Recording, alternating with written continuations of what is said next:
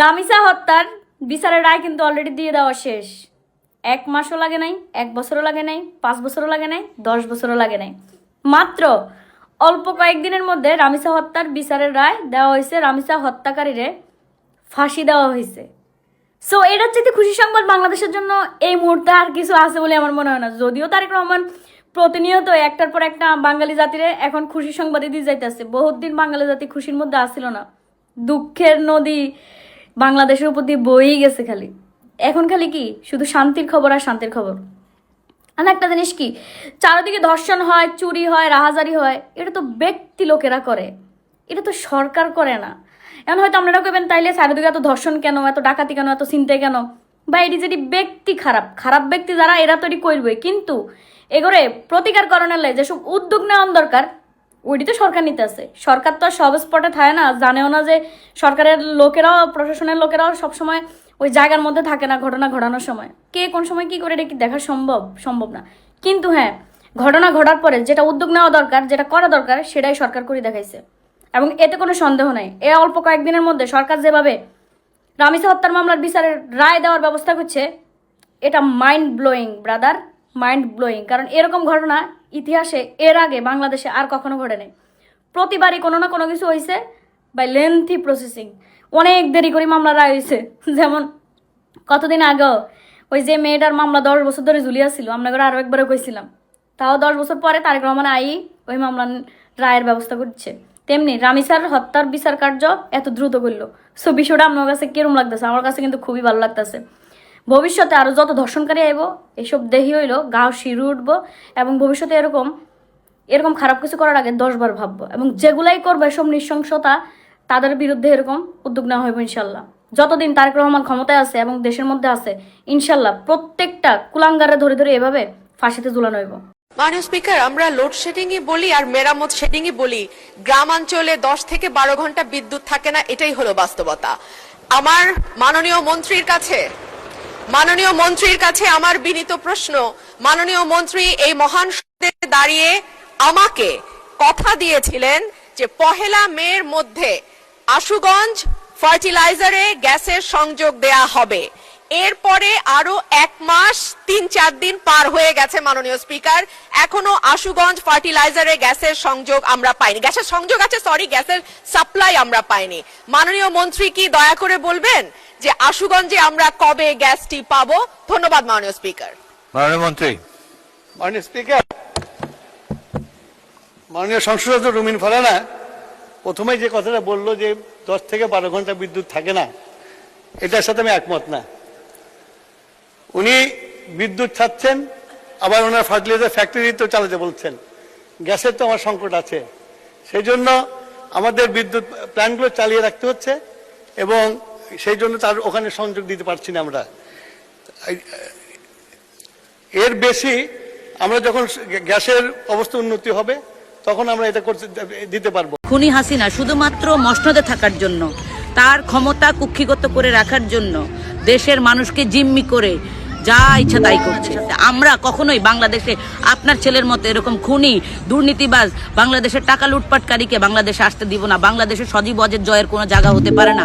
আজকে আসসালামু আলাইকুম, আশা করি আপনারা সবাই ভালো আছেন। আপনারা ইতিমধ্যে জানেন যে আমেরিকার রাষ্ট্রদূত আপনার পিটার হাস চ্যানেল 24-এ একটা সাক্ষাৎকার দেয়। সেই সাক্ষাৎকারে সে বলে যে আগামী নির্বাচনকে কেন্দ্র করে আমেরিকার রাষ্ট্রদূতের উপর হামলা হতে পারে, বা তার যে আরও যারা আছেন ওনার সাথে কলিগ তাদের উপরে হামলা হতে পারে। এটা আসলে অস্বাভাবিক কিছু না, কারণ 2018 সালের নির্বাচনের আগে আপনারা জানেন যে মাশা বার্নিকার যে ছিলেন আমেরিকার রাষ্ট্রদূত, তার উপরে হামলা হয় এবং গত 4 বছর থেকে 5 বছর পর্যন্ত এখন পর্যন্ত তার উপরে যে হামলা যারা করে তাদের কোনো শাস্তি হয়নি বা কোনো বিচার হয়নি। তো এরকম একটা পরিস্থিতিতে আগামী নির্বাচনকে কেন্দ্র করে আপনার পিটার হাসের এরকম একটা সংকীর্ণতা থাকতে পারে বা ওনার কাছে এটা ভলনারেবল সিচুয়েশন হতে পারে। তো আমি মনে করি যে আমেরিকা না, শুধু প্রত্যেকটা রাষ্ট্রদূতের নিরাপত্তার দায়িত্ব হচ্ছে বাংলাদেশ সরকার, স্বরাষ্ট্র মন্ত্রণালয়ের এবং নিরাপত্তা কর্মীদের। তো সেই জায়গা থেকে একজন রাষ্ট্রদূত যদি এই ধরনের মানে সংকীর্ণতায় ভোগে, তাহলে এটা বাংলাদেশের মানুষের জন্য কতটা নেতিবাচক, এবং অন্যান্য রাষ্ট্রদূতরা আমাদের দেশের সম্পর্কে বা আমাদের দেশের সরকার ব্যবস্থা বা তাদের যে নিরাপত্তা নিয়ে কতটা নির্লজ্জ চিন্তা করবে, এটা বলার কিছু নয়। আজকে খুনি হাসিনা শুধুমাত্র মসনদে থাকার জন্য, তার ক্ষমতা কুক্ষিগত করে রাখার জন্য দেশের মানুষকে জিম্মি করে যা ইচ্ছা তাই করছে। একটা জিনিস হচ্ছে, ক্ষমতায় আসার জন্য যদি কাউকে হত্যা করতে হয়, সে ওই কাজটা করতে দ্বিধাবোধ করছে না।